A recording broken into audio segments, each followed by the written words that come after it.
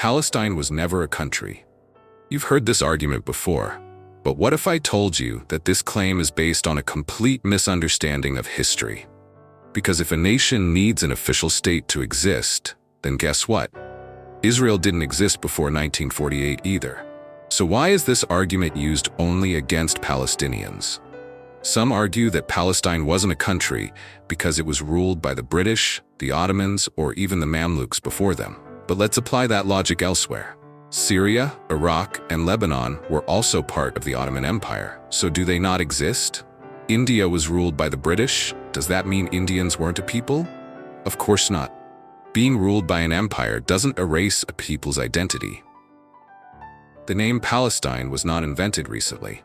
The British referred to the land as Palestine in official documents, and Palestinians carried passports issued under that name. Before that, the Ottomans recognized the area as Philistine in their records. Even ancient Roman maps labeled the region Palestina. The idea that Palestine never existed is simply not true. Palestinians were never just a faceless population under foreign rule. There was a thriving society with schools, newspapers, political movements, and a clear sense of national identity.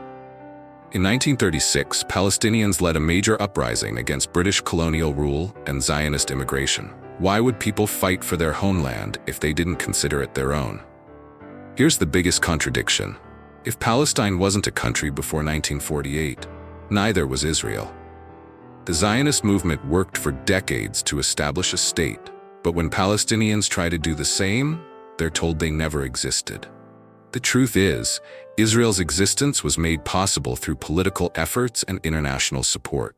Palestine has been actively denied the same opportunity.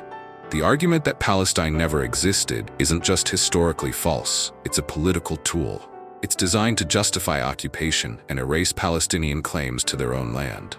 And today we see this erasure happening in real time, from illegal settlements to maps that deliberately remove the name Palestine.